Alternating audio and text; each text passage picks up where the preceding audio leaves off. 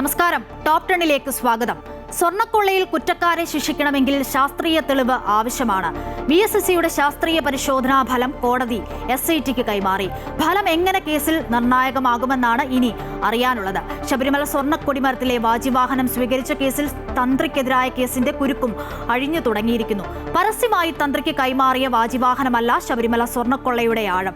ദ്വാരപാലക ശില്പങ്ങളിലും വാതിൽപ്പടിയിലുമൊക്കെ പൊതിഞ്ഞിരുന്ന സ്വർണ്ണപ്പാളികൾ എവിടെ നിന്നാണ്, ആര് കട്ടുകൊണ്ടുപോയി എന്നാണ്, എന്ത് ചെയ്തുവെന്നാണ്? ഈ ചോദ്യങ്ങൾക്കുള്ള ഉത്തരമാണ് വിശ്വാസികൾക്ക് അറിയേണ്ടത്. ആ യാഥാർത്ഥ്യത്തിനായി ഇനിയും എത്ര നാൾ കാത്തിരിക്കണം? SITയിൽ നിന്നും ഉത്തരം കിട്ടുമോ അതോ CBI വരേണ്ടി വരുമോ? സമഗ്രമായി വരാം. ആദ്യം നോക്കാം പ്രധാന വാർത്തകൾ.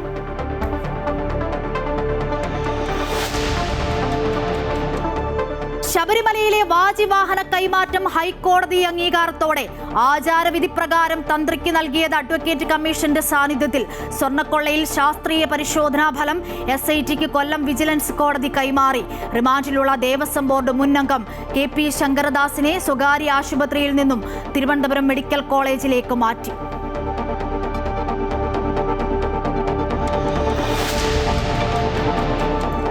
സംസ്ഥാനത്തെ KSEB ഓഫീസുകളിൽ വൻ ക്രമക്കേട്. കൈക്കൂലി വാങ്ങിയ 41 ഉദ്യോഗസ്ഥർ വിജിലൻസ് പിടിയിൽ. ഓപ്പറേഷൻ ഷോർട്ട് സർക്യൂട്ട് മിന്നൽ പരിശോധനയിൽ കണ്ടെടുത്തത് 16 ലക്ഷത്തിലധികം രൂപ. മാനദണ്ഡങ്ങൾ പാലിക്കാതെ കരാർ നൽകുന്നതായും കണ്ടെത്തൽ. നടപടിയെടുക്കുമെന്ന് വൈദ്യുതി മന്ത്രി.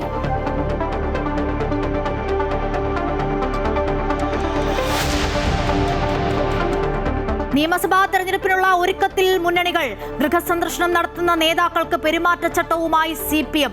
പത്മകുമാറിനെതിരെ ഉചിതമായ സമയത്ത് നടപടിയെടുക്കുമെന്നും ജനങ്ങളുമായി തർക്കിക്കരുതെന്നും നിർദ്ദേശം. ബേപ്പൂരിൽ സജീവമായി PV അൻവർ. നായാടി മുതൽ നസ്രാണി വരെ ഒരുമിച്ച് നിൽക്കണമെന്ന് വെള്ളാപ്പള്ളി നടേശൻ. VD സതീഷിന് രൂക്ഷ വിമർശനം. സതീഷിന് ലീഗിന്റെ ഭാഷയെന്ന് കുറ്റപ്പെടുത്തൽ.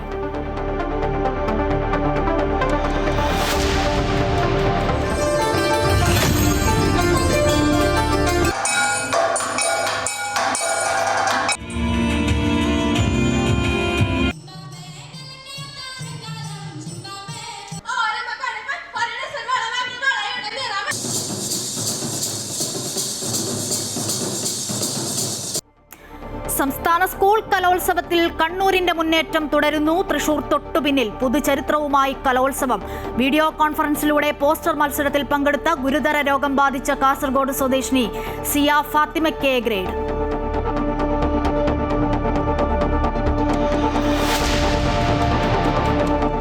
മൂന്നാം ബലാത്സംഗ കേസിൽ രാഹുൽ മാങ്കൂട്ടത്തിലിന്റെ ജാമ്യ ഹർജി തിരുവല്ല മജിസ്ട്രേറ്റ് കോടതി തള്ളി. രാഹുലിനെതിരെ സമാന പരാതികൾ ഉണ്ടെന്ന പ്രോസിക്യൂഷൻ വാദം അംഗീകരിച്ചു. ജാമ്യം നൽകിയാൽ തെളിവുകൾ നശിപ്പിക്കാൻ സാധ്യതയുണ്ടെന്ന് കോടതി നിരീക്ഷണം.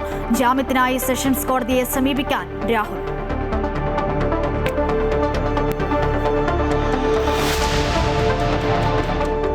രാജ്യത്തെ ആദ്യ വന്ദേ ഭാരത് സ്ലീപ്പർ ട്രെയിൻ ബംഗാളിൽ ഫ്ളാഗ് ഓഫ് ചെയ്ത് പ്രധാനമന്ത്രി. ഹൗറയ്ക്കും ഗുവാഹത്തിക്കുമിടയിൽ സർവീസ് നടത്തും. തിരുവനന്തപുരം കോർപ്പറേഷനിലെ BJPയുടെ വിജയം ബംഗാളിലെ പ്രചരണ വേദിയിൽ പറഞ്ഞു മോദി.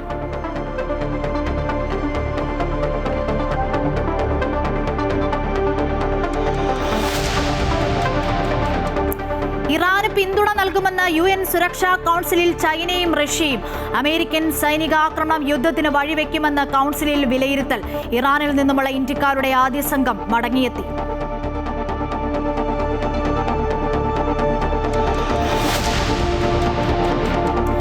Under-19 ഏകദിന ലോകകപ്പിൽ ബംഗ്ലാദേശിനെതിരെ ഇന്ത്യക്ക് 18 റൺസ് വിജയം. ഇന്ത്യ ന്യൂസിലാൻഡ് മൂന്നാം ഏകദിനം നാളെ ഇൻഡോറിൽ. ജയിക്കുന്നവർക്ക് പരമ്പര.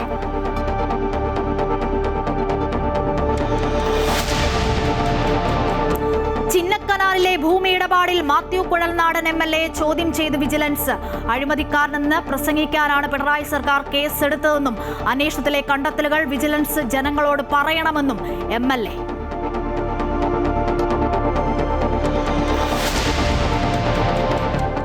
Story of the day. അതിജീവനത്തിന്റെ കഥയുമായി കാടിന്റെ തുടിപ്പ് അരങ്ങിൽ.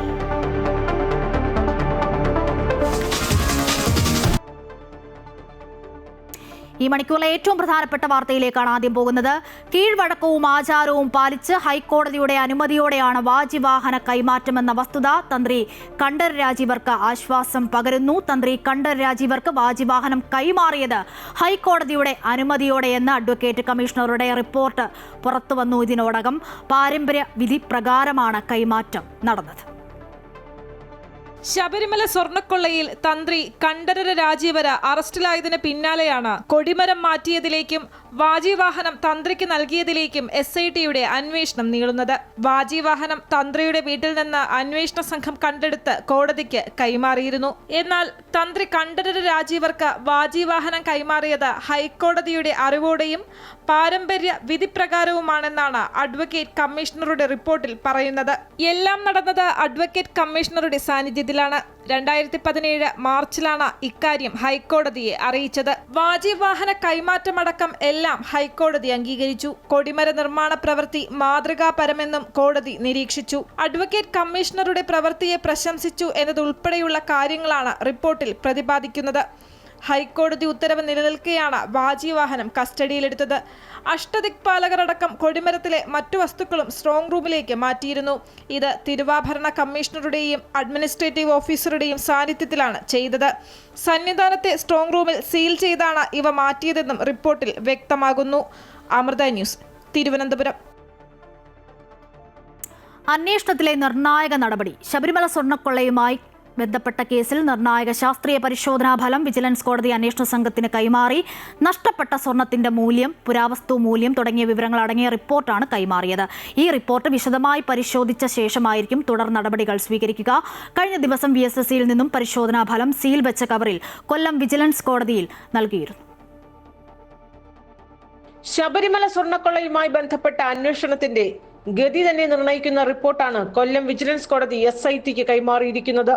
ശബരിമലയിൽ ഇപ്പോഴുള്ളത് പഴയ പാളികളാണോ പുതിയതാണോ എന്നതും പാളികളിലെ സ്വർണത്തിന്റെ അളവ് നിർണ്ണയിക്കുന്ന ശാസ്ത്രീയ പരിശോധന നടന്നത് VSSയിലാണ്. 15 സാമ്പിളുകളാണ് പരിശോധിച്ചത്. എത്രത്തോളം സ്വർണം നഷ്ടമായി എന്നറിയുന്നതിൽ ഈ പരിശോധനാ ഫലം നിർണായകമാണ്.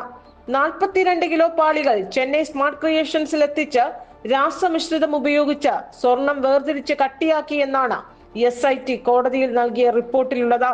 എന്നാൽ SITയുടെ അന്വേഷണത്തെ സാധൂകരിക്കുന്ന പരിശോധനാ ഫലമാണോ റിപ്പോർട്ടിലുള്ളത് എന്നാണ് അറിയേണ്ടത്. ശബരിമലയിൽ നിന്ന് ശേഖരിച്ച സാമ്പിളുകൾക്ക് പുറമെ കേസിലെ പ്രതിയായ ഗോവർദ്ധനിൽ നിന്ന് കണ്ടെടുത്ത സ്വർണവും ശാസ്ത്രീയ പരിശോധനയ്ക്ക് വിധേയമാക്കിയിട്ടുണ്ട്. ഈ പരിശോധനാ ഫലത്തിന്റെ കൂടി അടിസ്ഥാനത്തിലാകും SIT തിങ്കളാഴ്ച വിശദമായ അന്വേഷണ പുരോഗതി റിപ്പോർട്ട് ഹൈക്കോടതിയിൽ സമർപ്പിക്കുന്നത്.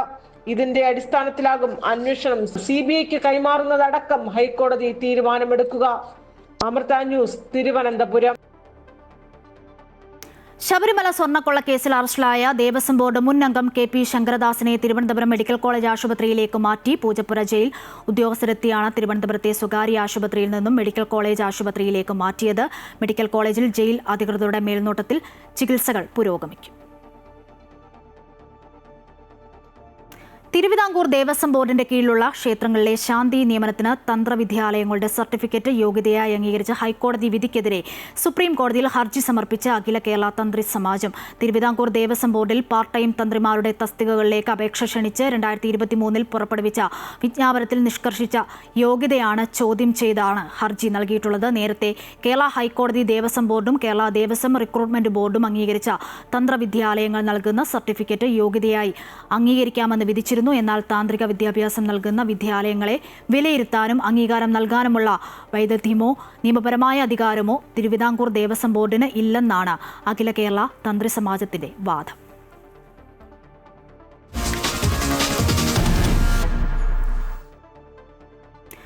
ഗുരുതര ക്രമക്കേടും വ്യാപക അഴിമതിയും. ഓപ്പറേഷൻ ഷോർട്ട് സർക്യൂട്ടിൽപ്പെട്ട് KSEB ഉദ്യോഗസ്ഥർ KSEBയിൽ വിജിലൻസ് നടത്തിയ മിന്നൽ പരിശോധനയിൽ വ്യാപക ക്രമക്കേടും ലക്ഷങ്ങളുടെ അഴിമതിയുമാണ് കണ്ടെത്തിയത്. ഓപ്പറേഷൻ ഷോർട്ട് സർക്യൂട്ട് എന്ന പേരിൽ നടത്തിയ റെയ്ഡിലാണ് വിവിധ ഉദ്യോഗസ്ഥർ കമ്മീഷൻ ഇനത്തിൽ പലരിൽ നിന്നുമാണ് അക്കൗണ്ടിലൂടെ മാത്രം വാങ്ങിയത് 16,50,000 രൂപയാണെന്ന് കണ്ടെത്തി. തുടർ നടപടി ഉണ്ടാകുമെന്ന് വൈദ്യുതി മന്ത്രി K. കൃഷ്ണൻകുട്ടി പ്രതികരിച്ചു.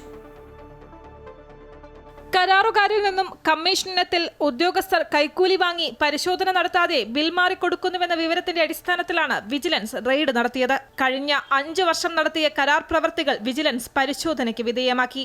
വിവിധ സെക്ഷൻ ഓഫീസുകളിലെ 41 ഉദ്യോഗസ്ഥർ പല കരാറുകാരിൽ നിന്നും അക്കൗണ്ടുകളിലൂടെ മാത്രം 16,50,000 രൂപ കൈക്കൂലിയായി കൈപ്പറ്റിയിട്ടുണ്ടെന്ന് വിജിലൻസ് കണ്ടെത്തി. തിരുവനന്തപുരം വർക്കലയിൽ സബ് എഞ്ചിനീയർ 55,200 രൂപയും മറ്റൊരാൾ 38,000 രൂപയും ഗൂഗിൾ പേ വഴി കരാറുകാരനിൽ നിന്ന് കൈപ്പറ്റി. കോട്ടയത്ത് സബ് എഞ്ചിനീയർ 1,83,000 രൂപയും ഓവർസിയർ 18,550 രൂപയുമാണ് വാങ്ങിയത്. കട്ടപ്പന സെഷൻ ഓഫീസിൽ അസിസ്റ്റന്റ് എഞ്ചിനീയർ 2,35,700 രൂപ വാങ്ങിയിട്ടുണ്ട്. ഇതേ ഓഫീസിലെ 4 ഉദ്യോഗസ്ഥർ 1,86,000 രൂപ കരാറുകാർക്ക് അയച്ചു കൊടുത്തതായും കണ്ടെത്തിയിട്ടുണ്ട്. ബിനാമി കരാറുകാരെ വെച്ച് ഉദ്യോഗസ്ഥർ തന്നെ വർക്ക് ഏറ്റെടുത്തു ചെയ്യുന്നതാണോ എന്നാണ് വിജിലൻസ് സംശയിക്കുന്നത്. ഭൂരിഭാഗം ഓഫീസുകളിലും കരാറുകൾ നൽകുന്നത് നടപടിക്രമങ്ങൾ പാലിക്കാതെയാണ്. കരാർ പ്രവർത്തികൾ ടെൻഡർ നടപടിക്രമങ്ങളിൽ നിന്നും ഒഴിവാക്കുന്നതിനായി വലിയ തുകയുടെ പ്രവർത്തികളെ ചെറുകിട കൊട്ടേഷനുകളായി വിഭജിച്ച് നൽകുന്ന രീതിയും വിജിലൻസ് കണ്ടെത്തിയിട്ടുണ്ട്. ഒരേ കരാറുകാരന് തന്നെ വിവിധ പ്രവർത്തികളുടെ കരാർ വർഷങ്ങളായി നൽകിയിരിക്കുന്നതായും കരാറടിസ്ഥാനത്തിൽ ഏറ്റെടുത്തിരിക്കുന്ന വാഹനങ്ങളുടെ ഉപയോഗത്തിൽ ക്രമക്കേടുകൾ നടക്കുന്നതായും വിജിലൻസ് കണ്ടെത്തിയിട്ടുണ്ട്. ഭൂരിഭാഗം ഓഫീസുകളിലും കരാർ പ്രവർത്തികളുടെ ഫയലുകൾ കൃത്യമായി സൂക്ഷിക്കുന്നില്ല. ഇത്തരത്തിൽ സംസ്ഥാനത്തെ വിവിധ ഓഫീസുകളിൽ ലക്ഷങ്ങളുടെ കൈക്കൂലി ഇടപാടുകളാണ് നടന്നിട്ടുള്ളത്. അമൃത ന്യൂസ്, തിരുവനന്തപുരം.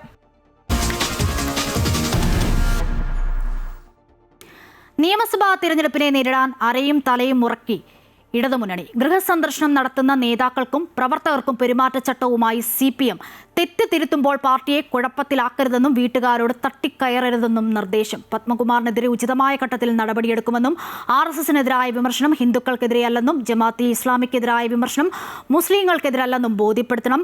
മുഖ്യമന്ത്രിയെ പുകഴ്ത്തി സംസാരിക്കണമെന്നും സർക്കുലറിൽ നിർദ്ദേശിക്കുന്നു. ജനങ്ങൾ പറയുമ്പോൾ ഇടയ്ക്ക് കയറി സംസാരിക്കരുത്. ക്ഷമാപൂർവ്വം മറുപടി നൽകണം. വീടിനകത്ത് കയറി വേണം ജനങ്ങളുമായി സംസാരിക്കാനെന്നും സർക്കുലറിൽ പറയുന്നു. തദ്ദേശ തെരഞ്ഞെടുപ്പിന്റെ തോൽവിയുടെ പശ്ചാത്തലത്തിലും നിയമസഭാ തെരഞ്ഞെടുപ്പ് മുന്നിൽ കണ്ടും ഗൃഹസന്ദർശനം നടത്തുന്ന നേതാക്കൾക്ക് പെരുമാറ്റച്ചട്ടം നൽകിയിരിക്കുകയാണ് CPM. വീടുകൾ കയറിയിറങ്ങുമ്പോൾ ജനങ്ങളോട് തർക്കിക്കാൻ നിൽക്കരുതെന്നും സംസാരിക്കുമ്പോൾ ഇടയ്ക്ക് കയറി പറയരുതെന്നും ക്ഷമാപൂർവ്വം മറുപടി നൽകണമെന്നും സർക്കുലർ ഇറക്കിയിരിക്കുകയാണ്. സംസ്ഥാന ഘടകം പാർട്ടി കീഴ്ഘടകങ്ങൾക്ക് നൽകിയ സർക്കുലറിലാണ് നിർദ്ദേശങ്ങൾ. വീടിനകത്ത് കയറി വേണം സംസാരിക്കാൻ. തെറ്റുതിരുത്താൻ ശ്രമിക്കുമ്പോൾ പാർട്ടിയെ കുഴപ്പത്തിലാക്കരുതെന്നും നിർദ്ദേശിക്കുന്നു. സ്വർണ്ണക്കൊള്ളയിൽ ചോദ്യങ്ങൾ ഉയർന്നാൽ പത്മകുമാറിനെതിരെ എന്തുകൊണ്ട് നടപടി ഉണ്ടായില്ല എന്ന ചോദ്യത്തിന് തെറ്റു മനസ്സിലാക്കുന്ന ഘട്ടത്തിൽ ഉചിതമായ നടപടി സ്വീകരിക്കുമെന്ന് ബോധ്യപ്പെടുത്തണം. RSSനെതിരായ വിമർശനങ്ങൾ ഹിന്ദുക്കൾക്കെതിരല്ലെന്നും ജമാഅത്തെ ഇസ്ലാമിക്കെതിരായ വിമർശനം മുസ്ലിങ്ങൾക്കെതിരല്ലെന്നും ജനങ്ങളെ പറഞ്ഞു മനസ്സിലാക്കണം. മുഖ്യമന്ത്രിയെ പുകഴ്ത്തി സംസാരിക്കണമെന്നും സർക്കുലറിൽ നിർദ്ദേശിക്കുന്നുണ്ട്. Party general secretary MA Baby, സംസ്ഥാന സെക്രട്ടറി MV ഗോവിന്ദൻ, മന്ത്രിമാർ തുടങ്ങി ബ്രാഞ്ച് സെക്രട്ടറി വരെ ജനങ്ങളുടെ മനസ്സറിയാൻ വീടുകളിലേക്ക് എത്തുന്നുണ്ട്. ഗൃഹസമ്പർക്ക പരിപാടികളിൽ നിർദ്ദേശിക്കുന്ന കാര്യങ്ങൾ പാർട്ടി നേതാക്കൾ സംസ്ഥാന നേതൃത്വത്തെ അറിയിക്കും. അമൃത ന്യൂസ്, തിരുവനന്തപുരം. നിയമസഭാ തിരഞ്ഞെടുപ്പിൽ ബേപ്പൂരിൽ മത്സരിക്കുന്നതിൽ പിന്തുണ തേടി PV അൻവർ മണ്ഡലത്തിൽ സജീവമായി. കഴിഞ്ഞ ദിവസം കോൺഗ്രസ് നേതാക്കളെ കണ്ട PV അൻവർ ഇന്ന് മണ്ഡലത്തിലെ പ്രമുഖ ലീഗ് നേതാക്കളെ നേരിൽ കണ്ട് പിന്തുണ അഭ്യർത്ഥിക്കുകയാണ്. അതേസമയം PV അൻവറിന് പിന്തുണയുമായി മുസ്ലിം ലീഗ് രംഗത്തെത്തിയിട്ടുണ്ട്. അൻവർ മത്സരിക്കാനിറങ്ങിയാൽ സംസ്ഥാനത്തെ ഏറ്റവും ശ്രദ്ധേയമായ മണ്ഡലമായി ബേപ്പൂർ മാറുമെന്നും വൻ ഭൂരിപക്ഷത്തിൽ ജയിച്ചു കയറുമെന്നും മുസ്ലിം ലീഗ് സംസ്ഥാന vice president MC Mayin Haji ഉൾപ്പെടെ പ്രതികരിച്ചു. മന്ത്രി മുഹമ്മദ് റിയാസിന്റെ സ്ഥാനാർത്ഥിത്വമോ വികസന പ്രവർത്തനങ്ങളോ ബേപ്പൂരിൽ ഒരു വെല്ലുവിളിയല്ലെന്നും അദ്ദേഹം വിലയിരുത്തുന്നു. PV അൻവർ സ്ഥാനാർത്ഥിയായി എത്തുമെന്ന സൂചന ജില്ലാ നേതൃത്വത്തിന് കോൺഗ്രസ് നേതൃത്വം നൽകിയിട്ടുണ്ട്. നിയമസഭാ തിരഞ്ഞെടുപ്പ് സ്ഥാനാർത്ഥി നിർണയത്തിൽ മുസ്ലിം ലീഗിന് മുൻപിൽ സീറ്റ് ആവശ്യവുമായി യൂത്ത് ലീഗ് നേതൃത്വത്തിൽ നിന്നും 6 പേരെയെങ്കിലും പരിഗണിക്കണമെന്ന ആവശ്യമാണ് യൂത്ത് ലീഗ് മുന്നോട്ട് വയ്ക്കുന്നത്. നിയമസഭാ തെരഞ്ഞെടുപ്പ് വരാനിരിക്കെ യൂത്ത് ലീഗിന് അർഹമായ പരിഗണന നൽകണമെന്ന അഭിപ്രായമാണ് സംസ്ഥാന കമ്മിറ്റി യോഗത്തിൽ ഉയർന്നത്. സീറ്റ് നൽകുമ്പോൾ 3 ടേം വ്യവസ്ഥയും പ്രവർത്തന മികവും മാനദണ്ഡമാക്കണമെന്നും നേതൃമുഖങ്ങൾക്കല്ലാതെ ടേം വ്യവസ്ഥയിൽ ഇളവ് അനുവദിക്കരുതെന്നും യൂത്ത് ലീഗ് മുസ്ലിം ലീഗ് നേതൃത്വത്തിന് മുന്നിൽ വെച്ച നിർദ്ദേശത്തിൽ പറയുന്നു. മികച്ച പ്രവർത്തനം നടത്താത്തവർക്ക് സീറ്റ് നൽകരുത്. PK ഫിറോസിന് സുരക്ഷിത സീറ്റ് നൽകണമെന്നും ആവശ്യമുണ്ട്. യൂത്ത് ലീഗ് സംസ്ഥാന കമ്മിറ്റി യോഗത്തിലാണ് ഇത്തരം നിർദ്ദേശങ്ങൾ മുന്നോട്ട് വയ്ക്കാൻ തീരുമാനമായത്. സീറ്റ് ആവശ്യം ലീഗ് നേതൃത്വത്തെ അറിയിക്കാൻ മുനവർ അലി തങ്ങളെ ചുമതലപ്പെടുത്തിയിരിക്കുകയാണ്. ഇതുകൂടാതെ യൂത്ത് ലീഗ് നേതാക്കൾ നേരിട്ട് കുഞ്ഞാലിക്കുട്ടി, സാദിഖ് അലി തങ്ങൾ എന്നിവരെ കണ്ട് ഈ നിർദ്ദേശങ്ങൾ അറിയിക്കും. അമൃത ന്യൂസ്, കോഴിക്കോട്. പ്രതിപക്ഷ നേതാവ് വി ഡി സതീഷിനെതിരെ രൂക്ഷ വിമർശനവുമായി വെള്ളാപ്പള്ളി നടേശൻ. സതീശൻ ഈഴവ വിരോധി, വർഗീയവാദികൾക്ക് കുടപിടിച്ച് ആ തണലിൽ നിൽക്കുന്നയാളാണ് സതീശനെന്നും വെള്ളാപ്പള്ളി. NSSനെയും SNDPയെയും തമ്മിൽ തല്ലിച്ച് UDF ആണെന്നും വെള്ളാപ്പള്ളി നടേശൻ ആരോപിച്ചു. പിന്നോക്കക്കാരനെ പിന്നോക്കക്കാരനായ മുഖ്യമന്ത്രിയുടെ കാറിൽ കയറ്റിയത് സതീശന് ഇഷ്ടമായില്ല. വർഗീയവാദികൾക്ക് കുടപിടിച്ച് ആ തണലിൽ നിൽക്കുന്നയാളാണ് വി ഡി സതീശനെന്നും വെള്ളാപ്പള്ളി നടേശൻ ആരോപിച്ചു. UDF വന്നാൽ മുസ്ലിം ലീഗായിരിക്കും ഭരിക്കുക. സതീശന്റേത് മുഖ്യമന്ത്രി സ്ഥാനത്തിന് വേണ്ടിയുള്ള അടവ് നയമാണ്. പട്ടിയെ പേപ്പട്ടിയാക്കുകയെന്ന രീതിയാണ് ലീഗിന്റേതെന്നും വെള്ളാപ്പള്ളി പറഞ്ഞു. ഒരു ഈഴവ വിരോധിയാണ് സതീശനെന്ന് മനസ്സിലായില്ല. ഈഴവനായ എന്നെ, ഒരു പിന്നോക്കക്കാരനായ ഒരു മുഖ്യമന്ത്രി ആ വണ്ടി കയറ്റിയപ്പോൾ സതീശന് ഇഷ്ടമായില്ല. NSSനെയും SNDPയെയും തമ്മിൽ തല്ലിച്ചത് UDF ആണെന്നും വെള്ളാപ്പള്ളി നടേശൻ ആരോപിച്ചു. ഇനി NSSുമായി കലഹമില്ല. നായാടി മുതൽ നസ്രാണി വരെ ഒരുമിച്ച് നിൽക്കേണ്ട കാലമാണെന്നും വെള്ളാപ്പള്ളി പ്രതികരിച്ചു. ഞങ്ങളെല്ലാം മുമ്പിൽ നിർത്തിക്കൊണ്ട് സംവരണം കാര്യം പറഞ്ഞുകൊണ്ട് എന്നും NSS നേതൃത്വമായിട്ട് വഴക്ക്. അവർ പുറകെ നിൽക്കുക, എന്നെ കൊണ്ട് കുറങ്ങ് പണി കാണിക്കുക. LDF സർക്കാരിന്റെ കാലത്ത് കലാപമുണ്ടായിട്ടില്ല. UDF സർക്കാരിന്റെ കാലത്ത് മാറാട് കലാപമുണ്ടായി. നസ്രാണികൾ ഈ രാജ്യത്ത് ഭയന്ന് ജീവിക്കുകയാണ്. BJP ക്രിസ്ത്യാനികളെ കൂടെ കൂട്ടിയിട്ടില്ലെന്നും വെള്ളാപ്പള്ളി വിമർശിച്ചു. അമൃത ന്യൂസ്, കൊച്ചി. വെള്ളാപ്പള്ളി നടേശനെ പിന്തുണച്ച് സുകുമാരൻ നായർ. എല്ലാവരോടും NSSന് ഒരേ സമീപനവും സമദൂരവുമാണ്. വെള്ളാപ്പള്ളി നടേശനെ രാഷ്ട്രീയ നേതാക്കൾ മോശമായി പറയുന്നത് ശരിയല്ല. ഇത്രയും പ്രായമുള്ള നേതാവിനെ വില കുറഞ്ഞ രീതിയിൽ രാഷ്ട്രീയ നേതാക്കൾ ആക്ഷേപിക്കുകയാണ്. SNDPയുമായി അലോഹ്യത്തിലല്ല, ലോഹ്യത്തിൽ തന്നെയാണ്. മുഖ്യമന്ത്രി വണ്ടിയിൽ കയറ്റി കൊണ്ടുപോയി എന്ന് പറഞ്ഞ് വില കുറഞ്ഞ രീതിയിലാണ് വെള്ളാപ്പള്ളി നടേശനെ ആക്ഷേപിക്കുന്നത്. അദ്ദേഹത്തിന് പ്രായം കൊണ്ട് നമ്മൾ പ്രതീക്ഷിക്കുന്ന ഭാഷയിൽ ആവണം എന്നില്ല പ്രതികരിക്കുന്നത്. അദ്ദേഹത്തെക്കാൾ പ്രായം കുറഞ്ഞ രാഷ്ട്രീയ നേതാക്കൾ തരംതാണ രീതിയിൽ വിമർശിക്കുന്നത് ഒരിക്കലും ശരിയല്ല എന്നും NSS general secretary Sukumaran Nair പറഞ്ഞു.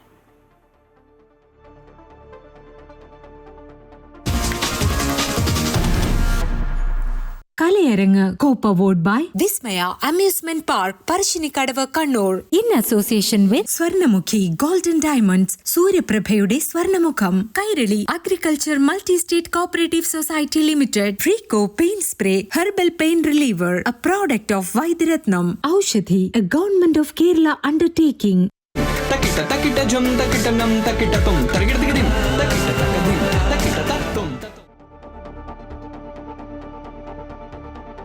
കലോത്സവ വിശേഷങ്ങളിലേക്കാണ്. സംസ്ഥാന സ്കൂൾ കലോത്സവം 4ാം ദിനം കണ്ണൂരിന്റെ മുന്നേറ്റം തുടരുന്നു. തൃശൂർ തൊട്ടുപിന്നിൽ 5 പോയിന്റ് വ്യത്യാസമാണ് കണ്ണൂരുമായുള്ളത്. കലോത്സവ നഗരിയിൽ നിന്നും ഹരീഷ് നാരായണനാണ് തത്സമയ വിവരങ്ങളുമായി ചേരുന്നത്. ഹരീഷ്, ഇനി സമാപനത്തിന് ഒരു ദിവസം മാത്രമാണ് ബാക്കിയുള്ളത്. കണ്ണൂരിന്റെ മുന്നേറ്റം തുടരുകയാണ്. കണ്ണൂർ കപ്പടിക്കുമോ? ഒപ്പം ഇന്നത്തെ വിശേഷങ്ങൾ എങ്ങനെയാണ്?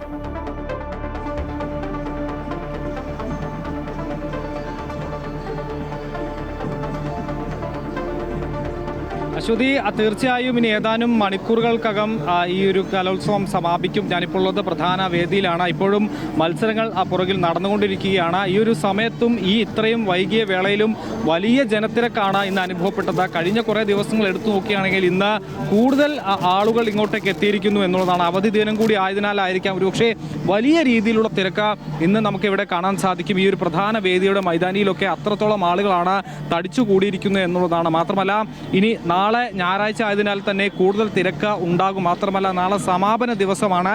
അതിലെല്ലാം ഉപരി നാളെ മോഹൻലാൽ അടക്കമുള്ള ആളുകൾ ഇങ്ങോട്ടേക്ക് എത്തുന്നു. അതുകൊണ്ട് വലിയ ജനത്തിരക്ക് നാളെ ഉണ്ടാകും എന്നുള്ളതാണ് ഇപ്പോൾ പ്രതീക്ഷിക്കുന്നതിന്. പോലീസെല്ലാം അതിന് വേണ്ട സജ്ജീകരണങ്ങൾ ക്രമീകരിച്ചിട്ടുണ്ട്. 3 മണിയോടുകൂടി തന്നെ എല്ലാവരോടും ഈ വേദിയിൽ കയറി ഇരിക്കാൻ ആവശ്യപ്പെട്ടിട്ടുണ്ട്. അത്തരത്തിൽ നിർദ്ദേശം നൽകിയിട്ടുണ്ട്. മോഹൻലാൽ അടക്കം വരുന്നത് കൊണ്ട് തന്നെ നിരവധി ആരാധക വൃന്ദകരും അതുപോലെ ആളുകളും ഇങ്ങോട്ടേക്ക് ഒഴുകിയെത്തുമെന്നുള്ള കാര്യം ഉറപ്പാണ്. അതുകൊണ്ടാണ് ഇത്തരത്തിലുള്ള ഒരു സജ്ജീകരണം ഒരുക്കിയിട്ടുള്ളത്. മാത്രമല്ല പ്രധാന മത്സരങ്ങളെല്ലാം തന്നെ ഇന്നത്തോടു കൂടി അവസാനിച്ചു. ഇനി നാളെ വളരെ വിരലിലെണ്ണാവുന്ന ചില മത്സരങ്ങൾ മാത്രമാണ് ബാക്കിയുള്ളത്. അതുകൂടി കഴിഞ്ഞാൽ അതിൻ്റെ സമാപനത്തിലേക്ക് എത്തും. നാളെയും ഇത്തരത്തിലുള്ള ചില പ്രധാന മത്സരങ്ങളുണ്ട് എന്നുള്ളതാണ്. ബാക്കി മത്സരങ്ങളെല്ലാം തന്നെ ഇന്നത്തോടു കൂടി അവസാനിക്കുന്ന ഒരു സാഹചര്യത്തിലേക്ക് എത്തിയിരുന്നു. ഈ കലോത്സവത്തിൻ്റെ തുടക്കത്തിൽ ഉണ്ടായിരുന്ന ഒരു ഓളം അല്ലെങ്കിൽ അത്രത്തോളം ഒരു തിരക്ക് ഇപ്പോഴും നമുക്ക് കാണാൻ സാധിക്കും. അത് കൂടി വരുന്ന ഒരു കാഴ്ചയാണ് കണ്ടത്. കഴിഞ്ഞ ദിവസത്തേക്കാൾ ഇന്ന് തിരക്ക് കൂടി. ഇനി നാളെ ഇതിലും വലിയ തിരക്കായിരിക്കും ഉണ്ടാവുക എന്നുള്ളതാണ് ഇപ്പോൾ നമുക്ക് ഇതിൽ നിന്നും മനസ്സിലാക്കാൻ സാധിക്കുന്നു. അത്രത്തോളം ജനങ്ങൾ ഇങ്ങോട്ടേക്ക് ഒഴുകിയെത്തുന്നു. ഞാൻ ആദ്യം മുതലൊക്കെ സൂചിപ്പിച്ചാണ് തൃശ്ശൂരിൽ എല്ലാം ആഘോഷമാക്കി മാറ്റുന്ന തൃശ്ശൂർക്കാർ ഇതും ഒരു ആഘോഷമാക്കി, ഈ ഒരു കലോത്സവം ഒരു ആഘോഷമാക്കി ഏറ്റെടുത്തിരിക്കുന്നു എന്നതിൻ്റെ ഏറ്റവും വലിയ തെളിവാണ് നമ്മളിപ്പോൾ ഈ ഒരു പ്രധാന വേദിക്കരികിൽ ഈ വൈകിയ വേളയിലും കാണുന്ന ഈ ഒരു ജനത്തിരക്ക് എന്നുള്ളതാണ്. മാത്രമല്ല നാളെയും ഇത്തരത്തിലുള്ള സമാനമായ തിരക്കാണ് നമ്മൾ പ്രതീക്ഷിക്കുന്നത്. ഞാൻ നേരത്തെ സൂചിപ്പിച്ചു, മോഹൻലാൽ അടക്കമുള്ള അതിഥികളുണ്ട്. അതുകൊണ്ട് തന്നെ സമാപനം നടക്കുന്നതുകൊണ്ട് തന്നെ ആ വേദിക്കരികിലും ഈ പറമ്പിലുമായിട്ട് ഈ ഒരു പൂരപ്പറമ്പിലുമായി അത്രത്തോളം ജനങ്ങൾ നാളെ ഉണ്ടാകുമെന്ന് തന്നെയാണ് പ്രതീക്ഷിക്കുന്നത്. മാത്രമല്ല ഈ മത്സരങ്ങൾ തന്നെ കൃത്യമായ സമയത്ത് തന്നെ നടത്തി എന്നുള്ളതാണ്. സംഘാടകരുടെ ഭാഗത്തുനിന്നും വളരെ കൃത്യതയോടുകൂടി തന്നെ എല്ലാം സജ്ജീകരിച്ചു. മറ്റ് പ്രശ്നങ്ങളൊന്നുമില്ലാതെ കലോത്സവങ്ങൾ ഒരുപാട് ആരോപണങ്ങൾക്കൊക്കെ ഇടയാക്കുന്ന ഒരു വേദി കൂടിയാണ്. അത്തരത്തിൽ വലിയ പ്രശ്നങ്ങളൊന്നുമില്ലാതെ ഈ ഒരു കലോത്സവം ഈ ഒരു സമാപന ദിവസത്തിൻ്റെ തൊട്ട് മുൻപ് വരെ എത്തി നിൽക്കുന്നു എന്നുള്ളത് ഏറ്റവും പ്രധാനമാണ്. സംഘാടകരുടെ ഭാഗത്തുനിന്നും അതിനുവേണ്ടിയുള്ള എല്ലാ സജ്ജീകരണങ്ങളും ഉണ്ടായിരുന്നു. അതുകൊണ്ടാണ് വളരെ സുഗമമായി തന്നെ ഈ ഒരു കലോത്സവം നടത്തിക്കൊണ്ടുപോകാൻ സാധിച്ചു എന്നുള്ളതാണ് പറയാൻ സാധിക്കുന്നത്. എന്തായാലും ഇനി നാളെ ഒരു ദിവസമാണ്. നാളത്തെ മത്സരങ്ങൾ വളരെ നിർണായകമാണ്. നേരത്തെ സൂചിപ്പിച്ച പോലെ ഈ ഒരു പോയിന്റ് നില അത് ഏത് നിമിഷവും അവസാന നിമിഷം വരെ മാറി മറിഞ്ഞ സാഹചര്യങ്ങൾ മുൻ കലോത്സവങ്ങളിൽ നമ്മൾ കണ്ടിട്ടുണ്ട്. നിലവിൽ കണ്ണൂർ മുന്നിൽ, കോഴിക്കോട് പിന്നിൽ, മൂന്നാമതായി തൃശ്ശൂർ എന്നുള്ളൊരു നില അത് നാളെയും അത്തരത്തിൽ തന്നെ ആയിരിക്കുമോ അല്ലെങ്കിൽ അതിൽ മാറ്റങ്ങൾ ഉണ്ടാകുമോ എന്നുള്ളൊരു കാര്യമാണ് ഏറ്റവും നിർണായകം.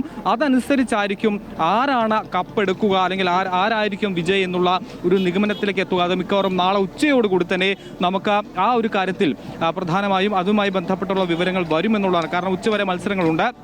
ഉച്ച കഴിയുമ്പോഴേക്കും ഏകദേശം ആരായിരിക്കും വിജയ് എന്നുള്ളൊരു തീരുമാനമാവും. പോയിന്റ് നില അപ്പോഴേക്കും കൃത്യമാവും. പിന്നീട് പോയിന്റ് നില മാറുമോ ഇല്ലേ എന്നുള്ള സംശയം വേണ്ട. പക്ഷെ അതിന് തൊട്ട് മുൻപ് വരെ ഇത്തരത്തിൽ പോയിന്റ് നിലയിൽ മാറ്റം ഉണ്ടാകാനുള്ള ഒരു സാധ്യതയുണ്ട്. നാളത്തെ മത്സരങ്ങൾ കൂടി ബാക്കിയുണ്ട്. വീറും വാശിയോടും കൂടിയുള്ള മത്സരമാണ്. അതുകൊണ്ട് തന്നെ ഇഞ്ചോടിഞ്ച് പോരാട്ടം കണ്ണൂരും കോഴിക്കോടും തമ്മിൽ കാഴ്ചവെക്കാനുള്ള ഒരു സാധ്യതയുണ്ട്. തൃശ്ശൂരും ഒട്ടും പുറകിലല്ല, മൂന്നാം സ്ഥാനത്തുമുണ്ട്. എന്തായാലും നാളത്തെ ദിവസം വളരെയധികം നിർണായകമാണ്. നമ്മൾ വളരെയധികം കാത്തിരുന്ന് കാണേണ്ട ഒരു ദിവസം കൂടിയാണ്. വലിയ ജനത്തിരക്കും നാളെ പ്രതീക്ഷിക്കാം. ശരി, കലോത്സവത്തിന്റെ തത്സമയ വിശേഷമാണ് ഹരീഷ് നാരായണൻ പങ്കുവച്ചത്. ഈ പറഞ്ഞ പോലെ തന്നെ 4-ാം ദിനം കണ്ണൂരിന്റെ മുന്നേറ്റം തുടരുന്നു. തൊട്ടു പിന്നിൽ തൃശ്ശൂരുണ്ട്. 5 പോയിന്റ് വ്യത്യാസം മാത്രമാണ് കണ്ണൂരുമായി ഉള്ളത് എന്നുള്ളതാണ്. ഇനി കലോത്സവവുമായി ബന്ധപ്പെട്ട മറ്റു വാർത്തകൾ നോക്കാം. സംസ്ഥാന സ്കൂൾ കലോത്സവ ചരിത്രത്തിൽ ആദ്യമായി വീഡിയോ കോൺഫറൻസിലൂടെ മത്സരത്തിൽ പങ്കെടുത്ത വിദ്യാർത്ഥിനി കാസർഗോഡ് നിന്നുമുള്ള സിയ ഫാത്തിമയാണ് പോസ്റ്റർ രചനാ മത്സരത്തിൽ ഓൺലൈനിലൂടെ പങ്കെടുത്തത്. വാസ്കുലൈറ്റിസ് എന്ന ഗുരുതര രോഗം പിടിപെട്ടതോടെയാണ് സിയയ്ക്ക് നേരിട്ട് പങ്കെടുക്കാൻ സാധിക്കാതെ പോയത്. കലോത്സവ ചരിത്രത്തിലെ തന്നെ അസാധാരണ നടപടിയാണ് വേദി 17-ലുണ്ടായത്. സിയ ഫാത്തിമയുടെ ആഗ്രഹം നിറവേറ്റാൻ കലോത്സവ നിയമങ്ങളും ചട്ടങ്ങളുമെല്ലാം മാറ്റിവെച്ച് നാട് അവൾക്കൊപ്പം നിന്നു. ഗുരുതര രോഗം ബാധിച്ച് കടുത്ത വേദന അനുഭവിക്കുമ്പോഴും സിയയുടെ മനസ്സ് നിറയെ കലോത്സവമായിരുന്നു. യാത്ര ചെയ്യുന്നത് ജീവന് തന്നെ ഭീഷണിയായേക്കാമെന്ന് ഡോക്ടർമാർ പറഞ്ഞു. അതോടെ വിദ്യാഭ്യാസ മന്ത്രിക്ക് സിയ വൈകാരികമായ ഒരു കുറിപ്പെഴുതി. ഇതാണ് കലോത്സവ ചരിത്രത്തെ തന്നെ മാറ്റിമറിച്ചത്. മത്സരം കാണാൻ മന്ത്രിമാരും എത്തിയിരുന്നു. കാസർഗോഡ് വീട്ടിലെ മുറിയിൽ സിയ ഐസൊലേഷനിലാണ്. വലതു കൈവിരലിലെ രക്തയോട്ടം തടസ്സപ്പെട്ടു. മകളുടെ ആഗ്രഹത്തിനൊപ്പം നിന്ന എല്ലാവർക്കും കുടുംബം ഈ അവസരത്തിൽ നന്ദി പറഞ്ഞു. അമൃത ന്യൂസ്, തൃശൂർ. വേദനയെ ആത്മധൈര്യം കൊണ്ട് തോൽപ്പിച്ച ഒരു പെൺകുട്ടി. സംസ്ഥാന സ്കൂൾ കലോത്സവത്തിലെ കൂടിയാട്ടം വേദിയിലായിരുന്നു ഈ കാഴ്ച. കാലിലെ പരിക്ക് വകവയ്ക്കാതെ ദുർഗാ പ്രദീപ് ആത്മവിശ്വാസത്തോടെ ചുവടുകൾ വെച്ചപ്പോൾ അത് കലയോടുള്ള ആത്മസമർപ്പണത്തിന്റെ അടയാളപ്പെടുത്തൽ കൂടിയായി. വേദി 9 കൂടിയാട്ട മത്സരത്തിനായി കുട്ടികൾ തയ്യാറെടുക്കുന്നു. ചായംപൂശി ആഭരണങ്ങൾ അണിഞ്ഞ് കൂട്ടുകാരോടൊപ്പം വേദന കടിച്ചമർത്തി ദുർഗാ പ്രദീപുമുണ്ട്. ദിവസങ്ങൾക്ക് മുൻപാണ് വീട്ടിലെ പടിക്കെട്ടിൽ നിന്നും വീണ് വലതുകാലിന് പരിക്കേറ്റത്. കാലിൽ പൊട്ടലുണ്ട്. ഡോക്ടർ വിശ്രമം നിർദ്ദേശിച്ചു. പക്ഷേ ഏറെ ആഗ്രഹിച്ച സ്കൂൾ കലോത്സവ വേദിയിൽ നിന്നും മാറി നിൽക്കാൻ ദുർഗാ പ്രദീപ് തയ്യാറായിരുന്നില്ല. ഇത് കണക്ക് കലോത്സവം ഉണ്ടെന്ന് പറഞ്ഞപ്പം ഡോക്ടർ പറഞ്ഞ് പറ്റത്തില്ല എന്ന് പറഞ്ഞതാ. പിന്നെ എനിക്ക് കളിക്കണമെന്ന് ഭയങ്കരമായ ആഗ്രഹമായിരുന്നു. ഇതുവരെ ഞാനങ്ങനെ ആദ്യമായിട്ടാണ് കൂടിയാട്ടം സ്റ്റേജിൽ കളിക്കാൻ പോകുന്നത്. അപ്പം എനിക്ക് ഭയങ്കര ആഗ്രഹം ഉണ്ടായതുകൊണ്ട് ഞാൻ വന്നതാണ്. പാരിപ്പള്ളി അമൃത സ്കൂളിലെ +2 വിദ്യാർത്ഥിനിയാണ് ദുർഗാ പ്രദീപ്. വലിഞ്ഞുമുറുകിയുള്ള വേദനയിലും ചിരിക്കുന്ന മുഖത്തു നോക്കി അധ്യാപകരും കൂട്ടുകാരും ആവുന്നതും പറഞ്ഞു നോക്കി. പക്ഷേ ഉറച്ച തീരുമാനത്തിൽ നിന്നും പിന്മാറാതെ മത്സരവേദിയിലേക്ക് മനസ്സുകൊണ്ട് ആത്മവിശ്വാസത്തിന്റെ ചുവടുകൾ വച്ചു. രാവണൻ ജടായുവിനെ വധിക്കുന്നതായിരുന്നു കൂടിയാട്ടത്തിലെ കഥാസന്ദർഭം. ദുർഗ തേരാളിയുടെ വേഷത്തിൽ മേളക്കാരുടെ സഹായത്തോടെ വേദിയിലേക്ക്.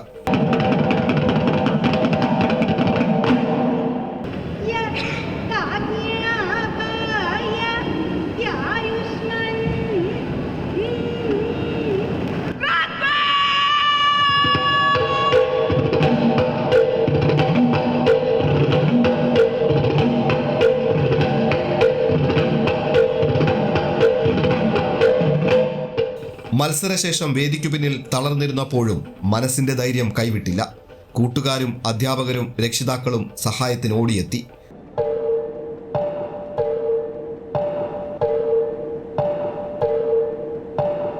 രാവണൻ സീതയെ തട്ടിക്കൊണ്ടുപോകുമ്പോൾ അത് തടയുന്ന ജടായുവിന് ചിറകുകൾ നഷ്ടപ്പെട്ട് മരണത്തിന് കീഴടങ്ങുന്നതോടെ കൂടിയാട്ടം വേദിയിൽ അവസാനിച്ചപ്പോൾ ആത്മവിശ്വാസത്തിന്റെ ചിറകുകൾ മുളച്ച ദുർഗാ പ്രദീപിനെയാണ് പിന്നീട് വേദിക്ക് പുറത്ത് കാണാൻ കഴിഞ്ഞത്. കലോത്സവ വേദിയിൽ നിന്നും പ്രദീപ് വാളത്തുങ്കലിനൊപ്പം സുധീഷ്, അമൃത ന്യൂസ്.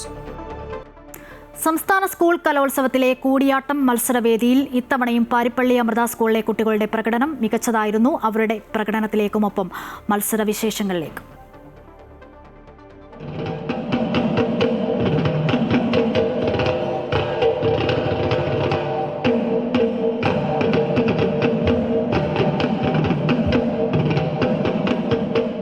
കൂടിയാട്ട മത്സരത്തിൽ പാരിപ്പള്ളി അമൃത സ്കൂളിലെ കുട്ടികൾ ഇപ്പോൾ മത്സരത്തിൽ പങ്കെടുത്തു കഴിഞ്ഞു. അവർ ആ ഒരു ക്ഷീണം ഒക്കെ ഉണ്ട് അവരുടെ മുഖങ്ങളിൽ. എങ്കിൽ പോലും അവർ ആ മത്സര വിശേഷങ്ങൾ പങ്കുവെക്കാൻ നമ്മളോടൊപ്പം ഉണ്ട്. എങ്ങനെയുണ്ടായിരുന്നു മത്സരം? നന്നായിട്ട് ചെയ്യാൻ പറ്റിയ എല്ലാവർക്കും. പിന്നെ ദുർഗയുടെ ഒരു ഇതുണ്ടായിട്ട് അവൾ അതൊന്നും എല്ലാം മറന്നിട്ട് അവൾ നന്നായിട്ട് ചെയ്തു നമ്മളെല്ലാവരും. എന്തായിരുന്നു നിങ്ങൾ അവതരിപ്പിച്ച ആ കഥ? അതെന്തൊക്കെയായിരുന്നു സംഭവം? ഞങ്ങൾ അവതരിപ്പിച്ചത് ജടായുവധമാണ്. അതായത് രാവണൻ വേഷം മാറി വന്ന് സീതയെ തട്ടിക്കൊണ്ടു പോകുന്നതും തുടർന്ന് സീത രാവണനാണെന്ന് അറിയുന്നതും അതിനെ തുടർന്ന് ജടായു വരുന്നതും ജടായു വധവുമായിട്ട് ആ ഒരു കഥയാണ് ഞങ്ങൾ ഇവിടെ അവതരിപ്പിച്ചത്. നിങ്ങൾ എങ്ങനെയാണ് ഇത് എത്ര നാളായി പ്രാക്ടീസ് ചെയ്യുന്നു? മുൻപ് മത്സരങ്ങളിലൊക്കെ പങ്കെടുത്തിട്ടുണ്ടോ? ഞങ്ങൾ 3 വർഷമായിട്ട് സ്റ്റേറ്റിൽ വരുന്ന ടീമാണ്. അപ്പോൾ ഞങ്ങൾ ഇതൊരു സ്കൂൾ തുറന്ന് 2-3 മാസം കഴിഞ്ഞപ്പോൾ തൊട്ട് ഞങ്ങൾ പ്രാക്ടീസ് തുടങ്ങിയാണ്. മാഷന്മാർ അവരുടെ വീടെന്ന് പറയുന്നത് പാലക്കാടാണ്. അവിടുന്ന് അവർ വന്ന് അവിടെ നിന്ന് അമ്മയുടെ ഹോസ്റ്റലിൽ നിന്ന് ഞങ്ങളെ പഠിപ്പിക്കും. ഒരാഴ്ചയൊക്കെ അവിടെ നിന്നാണ് ഞങ്ങൾ പഠിപ്പിക്കുന്നത് മാഷന്മാർ. അങ്ങനെ ഓരോ മാസവും ഒരാഴ്ച വീതം അവിടെ വന്ന് നിന്ന് ഞങ്ങൾ പഠിപ്പിക്കാറുണ്ട്. എങ്ങനെയാണ് ഇത് ഈ ഒരു കൂടിയാട്ടം എന്ന് പറയുമ്പോൾ മറ്റ് നൃത്ത ഇനങ്ങളിൽ നിന്നുമൊക്കെ ഇതിനകത്ത് എന്തെങ്കിലുമൊക്കെ ഒരു പ്രത്യേകതകൾ ഉണ്ടാവുമല്ലോ. ആ പ്രത്യേകതകൾ എന്തൊക്കെയാണ്? പ്രത്യേകതകൾ വേഷങ്ങൾ തന്നെയാണ് പ്രത്യേകത. നല്ല കഥകളി പോലുള്ള വേഷങ്ങളും പിന്നെ വാദ്യങ്ങളും ഒക്കെ തന്നെയാണ് അതിൻ്റെ പ്രത്യേകത. കാണാൻ തന്നെ ഒരു പ്രത്യേക ഭംഗിയാണ്. ഇപ്പം ക്ഷേത്രകലയാകുമ്പോൾ അതിനൊരു ഭംഗിയുണ്ടല്ലോ, അത് തന്നെയാണ് കൂടിയാട്ടം. അതുപോലെ തന്നെ നമ്മൾ ഇതിനകത്ത് ഉപയോഗിക്കുന്ന ആ പദങ്ങൾ, ആ വാക്കുകൾ അല്ലേ, അതിനെക്കുറിച്ചൊന്ന് പറയാമോ? എന്താ അതൊക്കെ? സംസ്കൃത വാക്കുകളാണ് ഉപയോഗിക്കുന്നത്. എല്ലാം സംസ്കൃതമാണ്, ഫുള്ളി സംസ്കൃതമാണ് പറയുന്നത്. അപ്പോൾ അതിൽ ചെറിയ ചെറിയ വാക്കുകളിലൂടെയാണ് ഈ ബാക്കി അഭിനയം അല്ലേ? അങ്ങനെയാണ് ഈ കൂടിയാട്ടം എന്ന് പറയുന്നത് തന്നെ നമ്മൾ സംസ്കൃത നാടകത്തിൻ്റെ ഒരു മൂകാഭിനയമായിട്ടാണ് കൂട്ടിയിരിക്കുന്നത്. അപ്പോൾ ഇതിൽ മെയിനായിട്ട് അക്ഷരസ്ഫുടതയ്ക്ക് നല്ല പ്രാധാന്യമുണ്ട്. അപ്പം അങ്ങനെ പിന്നെ വേഷങ്ങളായാലും കഥകളി പോലെ തന്നെ യുനെസ്കോ അംഗീകരിച്ചൊരു കലാരൂപമാണ് ആദ്യമായിട്ട്. അപ്പം ക്ഷേത്രകലയാണ്. പക്ഷേ ഇപ്പോൾ ഇത് ഒരുപാട് അന്യം നിന്ന് പോകുന്നുണ്ട്. അപ്പം അങ്ങനത്തെ കലകളെ കലോത്സവ വേദിയിൽ ഇങ്ങനെ പ്രോത്സാഹിപ്പിക്കുന്നതുകൊണ്ട് സന്തോഷമുണ്ട്. പിന്നെ നല്ല വലിയ 1-2 വേദികളിലൊക്കെ ഇതൊക്കെ അവതരിപ്പിക്കണമെന്നുണ്ട്. അതൊന്നും ഇതുവരെ നടന്നിട്ടില്ല. എപ്പോഴും 9-10 അങ്ങനത്തെ ചെറിയ വേദിയിലോട്ട് ഒതുങ്ങിപ്പോണ്. അപ്പോൾ ഇനിയെങ്കിലും അതൊക്കെ വലിയ വേദിയിലൊക്കെ എന്ന് വെച്ചാൽ അന്യം നിന്ന് പോകണ കല. അപ്പോൾ അത്രയും വലിയ വേദിയിലൊക്കെ അവതരിപ്പിക്കുമ്പോൾ കാണാനും ഭംഗിയാണ്. പുരോഹിതനായ പിതാവിന്റെ ശിക്ഷണത്തിൽ ആദ്യ പാഠങ്ങൾ അഭ്യസിച്ച് 64ാമത് സംസ്ഥാന സ്കൂൾ കലോത്സവത്തിലെ മോണോ ആക്ട് വേദിയിലെത്തി എറണാകുളം സ്വദേശി അലോക എസ് ഫ്ലോറിയ. എറണാകുളം രവിപുരം ലൂതറൻ ചർച്ചിലെ ഇടവക വികാരിയായ ഫാദർ സന്തോഷ് രാജാണ് മോണോ ആക്ടിലും കലയിലും അലോകയുടെ ആദ്യ ഗുരു.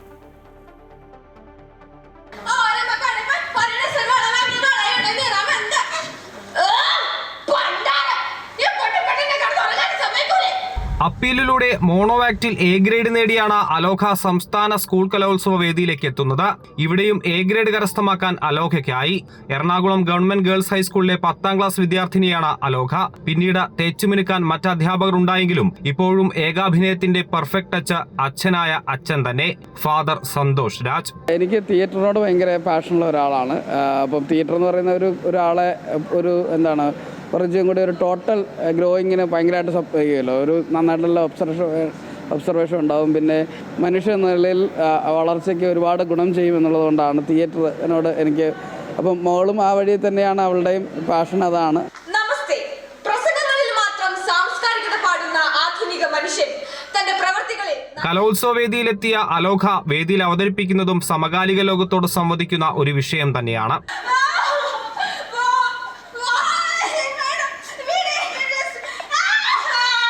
ഈ മോണോ ആക്ട് ചെയ്യുമ്പോൾ എന്നെക്കാൾ ഉപരി സന്തോഷിക്കുന്നത് എൻ്റെ സാറും എൻ്റെ പിതാവും ആയിരിക്കും, എൻ്റെ മാതാവും. ഞാൻ ഭയങ്കര തൃപ്തിയാണ്. എനിക്ക് സ്റ്റേറ്റിൽ വരണമെന്ന് അതിയായ ആഗ്രഹം ഉണ്ടായി, അതെനിക്ക് നടന്നു. ഭയങ്കര സന്തോഷമുണ്ട്. 2 പ്രാവശ്യം ജില്ലയിൽ മോണോ ആക്ട് 1ാം സ്ഥാനം കരസ്ഥമാക്കിയിട്ടുണ്ട് അലോഖ. പ്രശസ്ത സിനിമാ സംവിധായകൻ പ്രിയനന്ദനന്റെ 7 നിറങ്ങളുള്ള സ്വപ്നം എന്ന പുതിയ സിനിമയിൽ കുയിലി എന്ന പ്രധാന കഥാപാത്രത്തെ അവതരിപ്പിക്കുന്നത് അലോഖയാണ്. വിഷ്ണുമോഹൻ സംവിധാനം ചെയ്ത കഥ എന്നുവരെ, ആലപ്പി സുദർശനൻ സംവിധാനം ചെയ്ത കുട്ടിക്കാലം തുടങ്ങിയ സിനിമകളിലും ആക്ടർ ഇർഷാദ് അലിയോടൊപ്പം ഹിസ്റ്ററി എന്ന ഷോർട്ട് ഫിലിമിലും ശ്രദ്ധേയമായ വേഷങ്ങൾ അലോഖ ചെയ്തിട്ടുണ്ട്.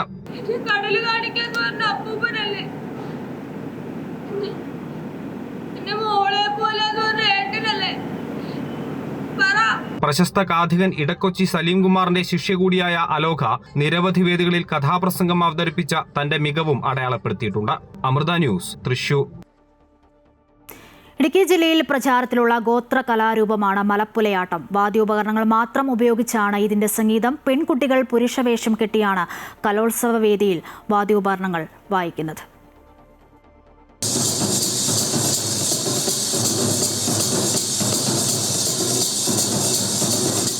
ഉത്സവങ്ങളിൽ മാരിയമ്മൻ, കാളിയമ്മൻ, മീനാക്ഷി എന്നീ ദേവതകളെ ആരാധിക്കുന്നതിന്റെ ഭാഗമായിട്ടാണ് ഈ നൃത്തരൂപം അവതരിപ്പിക്കുന്നത്.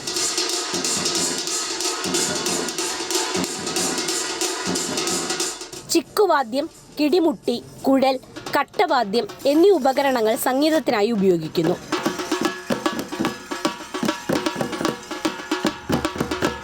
പരമ്പരാഗതമായി പുരുഷന്മാരാണ് വാദ്യോപകരണങ്ങൾ വായിക്കുക. കലോത്സവ വേദിയിൽ ഗേൾസ് സ്കൂളിൽ നിന്നുള്ള കുട്ടികൾ പങ്കെടുക്കുമ്പോൾ ഉപകരണങ്ങൾ വായിക്കാൻ അവർ പുരുഷവേഷം കെട്ടുന്നു.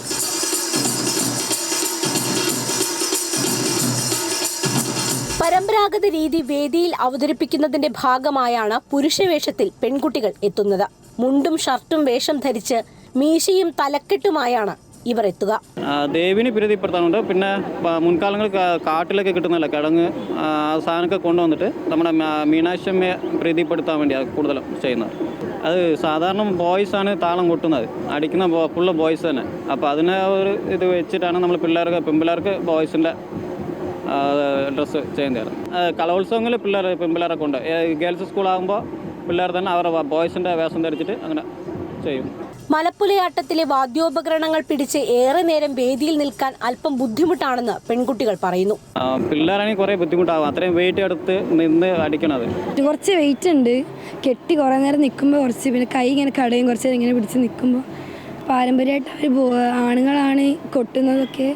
അപ്പോൾ നമ്മളോട് സാറുമാരും അങ്ങനെയാണ് ചെയ്യാൻ പറഞ്ഞത്. കൈ നല്ല വേദന എടുക്കും, കുറേ നേരം നിർത്താണ്ട് കൊട്ടണം, കൈ നല്ല വേദന എടുക്കും. ഗോത്രവിഭാഗത്തിന്റെ ആചാരങ്ങളുടെ പ്രത്യേകതകൾ കൂടിയാണ് കലോത്സവ വേദിയിൽ എത്തുന്നത്. കാലക്രമേണ അവതരണങ്ങളിൽ മാറ്റം വന്നേക്കാം. കലോത്സവ വേദിയിൽ നിന്നും CS ബൈജുവിനൊപ്പം AT അശ്വതി.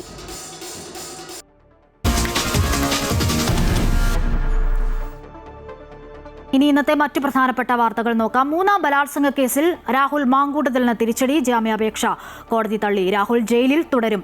MLAക്കെതിരെ നിരന്തരം പരാതികളാണെന്നും ജാമ്യം നൽകരുതെന്നും കോടതി അംഗീകരിക്കുകയായിരുന്നു. തിരുവല്ല മജിസ്ട്രേറ്റ് കോടതിയാണ് ജാമ്യം തള്ളിയത്. പ്രതിഭാഗം തിങ്കളാഴ്ച പത്തനംതിട്ട സെഷൻസ് കോടതിയെ സമീപിക്കും.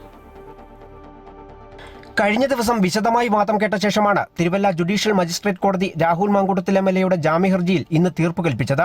മുമ്പും സമാനമായ കുറ്റകൃത്യത്തിൽ പ്രതി ഏർപ്പെട്ടിട്ടുണ്ട് എന്നും ജാമ്യം ലഭിച്ചാൽ ഇരയെ സ്വാധീനിക്കാനും ഭീഷണിപ്പെടുത്താനും സാധ്യതയുണ്ട് എന്നും ജാമ്യം നിഷേധിച്ചുകൊണ്ട് കോടതി ചൂണ്ടിക്കാട്ടി. ലൈംഗിക ബന്ധം ഉഭയസമ്മർദ്ദപ്രകാരമല്ലെന്നും ബലാത്സംഗ കുറ്റം നിലനിൽക്കുമെന്നും കോടതി വ്യക്തമാക്കി. ഒപ്പം പരാതിക്കാരിക്കെതിരെ നടക്കുന്ന സൈബർ ആക്രമണം ഗൗരവതരമാണെന്നും കോടതി പറഞ്ഞു. പരാതിക്കാരിയുടെ മൊഴിയിൽ ഒപ്പില്ലെന്ന പ്രതിഭാഗത്തിന്റെ വാദമടക്കം കോടതി തള്ളിക്കളഞ്ഞു. ഡിജിറ്റൽ ഒപ്പ് മതിയെന്നും നടപടിക്രമങ്ങളിൽ വീഴ്ചയില്ലെന്നും കോടതി വ്യക്തമാക്കി. ബാഹ്യസമ്മർദ്ദമുണ്ടായെന്ന പ്രതിയുടെ വാദം നിലനിൽക്കില്ല. അറസ്റ്റ് നിയമപരമാണെന്നും അന്വേഷണ നടപടിക്രമങ്ങളിൽ വീഴ്ച സംഭവിച്ചിട്ടില്ലെന്നും കോടതി നിരീക്ഷിച്ചു. മജിസ്ട്രേറ്റ് കോടതി ജാമ്യ ഹർജി തള്ളിയതോടെ പ്രതിഭാഗം ജാമ്യത്തിനായി തിങ്കളാഴ്ച സെഷൻസ് കോടതിയെ സമീപിക്കും. അമൃത ന്യൂസ്, പത്തനംതിട്ട.